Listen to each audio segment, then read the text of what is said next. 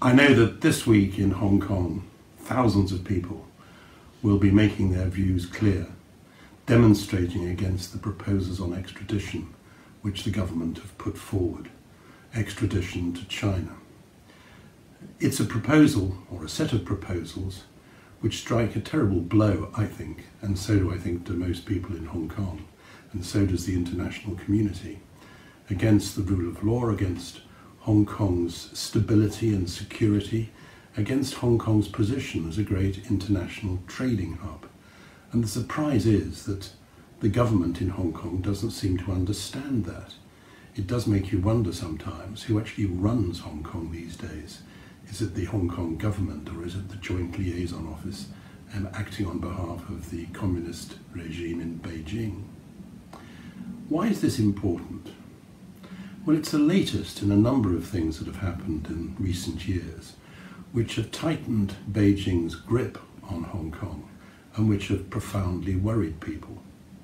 I think for 10 or a dozen years after 1997, things in Hong Kong went pretty well.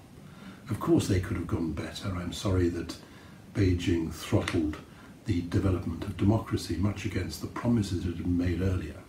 But by and large, I think Hong Kong remained a very free and successful society. But ever since the regime in Beijing started to roll back Deng Xiaoping's reforms and the developments that had taken place under Jiang Zemin and Zhu Rongji and Hu Jintao and Wen Jiabao, ever since then, with the party taking control over everything, cracking down on dissidents, cracking down on human rights, locking people up, incarcerating them in Xinjiang, and so on. Ever since then, we know that Beijing has also been tightening its grip, or trying to, in Hong Kong. And I think that the latest proposals on extradition are an example of that. Now, a lot of very spurious arguments are put forward. It's said that the present situation is a loophole which needs to be filled up. That's absolute nonsense. People have known exactly why there shouldn't be an extradition agreement with China for years.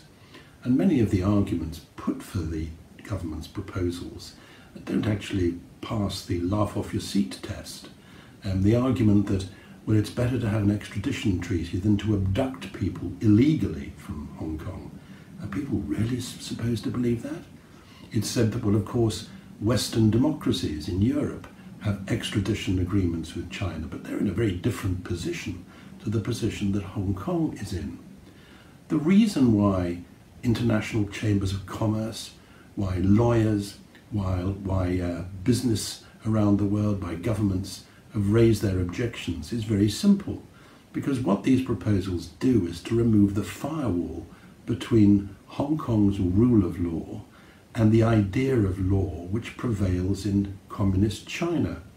An idea of law where there aren't any independent courts, where the courts and the security services and the parties' rules, which are sometimes pretty obscure, are all rolled together.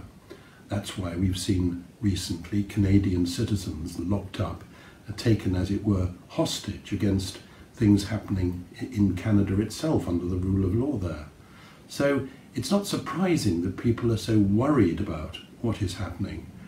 I know that when people talk about the particular problem in relation to Taiwan, the leaders of the Hong Kong Bar Association over the last few years, I think a dozen of them have put forward proposals which show how you could deal with that issue, building on the existing common law. So these proposals are bad for Hong Kong. They, I think, raise all sorts of questions which the government haven't even thought through, not least about Hong Kong's economic importance and economic stability. We know very well that Hong Kong needs to be treated separately in economic and commercial matters from the rest of China. When I was governor a long time ago, I used to travel to Washington fairly regularly to argue the case for treating Hong Kong differently from, say, Shenzhen and Shanghai. But if you appear to be regarding Hong Kong from Beijing as though it was just another Chinese city, then sooner or later economic governments around the world and businesses around the world when they're looking even at things like the Belt and Roads Initiative, are going to regard Hong Kong as just another part of China, and that would be really bad for the standard of living, for the quality of life in Hong Kong. Above all, of course, if we go ahead, if the government goes ahead with this extradition agreement, it will cause unnecessary worries and anxieties in Hong Kong. That's a really bad thing. I hope that even at this late stage, the government will back off and leave well alone.